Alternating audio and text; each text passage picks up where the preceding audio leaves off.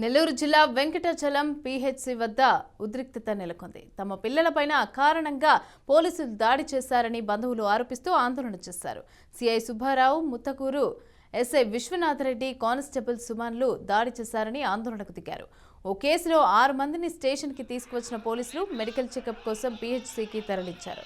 అయితే తమ బిడ్డల శరీరాలపైన రక్తపు గాయాలు ఉన్నాయని, అకారణంగా తమను హింసిస్తున్నారని బంధువులు ఆరోపిస్తున్నారు.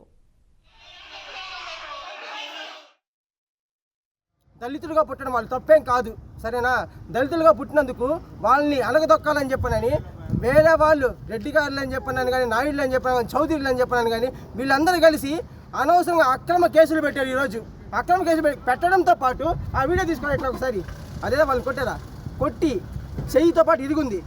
చెయ్యితో పాటు ఇరుగుంటే రీఎగ్జామినేషన్ రీమెడికల్ టెస్ట్ చేపిమంటే ఆ ఎస్ఐ గారు పి సుబ్బారావు గారు, వెంకటేశ్వర సిఐ గారు సార్ రీమెడికల్ టెస్ట్ చెప్పామంటే చెప్పలేదు. అతనికి అనుకూలంగా ఏం చేయించుకున్నాడంటే, అది కాదు సార్ దీని వరకేనని చెప్పనని వేళ్ళు కొట్టుకోవడంలో చెయ్యి ఇరిగిందని చెప్పని రాపించుకున్నాడు. వాళ్ళని ఎవరైతే చెయ్యి ఇరిగిందో ఆ అబ్బాయిని అడిగితే ఖచ్చితంగా చెప్తాడు. ప్లస్ ఏంటంటే వాళ్ళ మీద కేసు అసలు కొట్టమని చెప్పిన చట్టంలో ఏ అధికారము ఏ చట్టము లేదు. ప్లస్ ఆల్సో నేను ఒక లాయర్గా నేను చెప్తున్నాను, చట్టంలో ఎక్కడా కొట్టమని చెప్పలేదు. కొట్టడంతో కానీ కాకుండా చేయించేసి వీపు మొత్తం చూస్తే వాతలు, కాళ్ళు మొత్తం చూస్తే వాతలు. ప్లాన్తో పిల్లకాయలు నలుగురిని బాగా కొట్టి, ముత్తుకూరు లేని 6 మందిని కొట్టి వెంకటేశ్వరం నుంచి ముత్తుకూరు నుంచి వెంకటేశ్వరం తీసుకొచ్చి వదిలిపెట్టేసిపోయారు.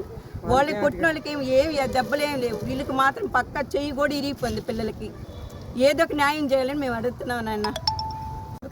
Muthukuru SI, Muthukuru constable CI నిన్న సిఐ వాడికి వచ్చి అడిగితే మీరందరినీ ఎత్తి లోపల వేసేస్తాను, బయటికి లోపలేస్తామని చెప్పాడు. ముత్తుకూరు ఎస్ఐ విశ్వనాథరెడ్డి, కానిస్టేబుల్ సుమను కలిసి మా పిల్లల్ని కొట్టి తీసుకొచ్చి వాళ్ళ వెహికల్లో వెంకటాచలం స్టేషన్ వేసారు. రాత్రి వరకు మాకు ఇన్ఫార్మ్ లేదు, పిల్లలు ఏమయ్యారో తెలియదు.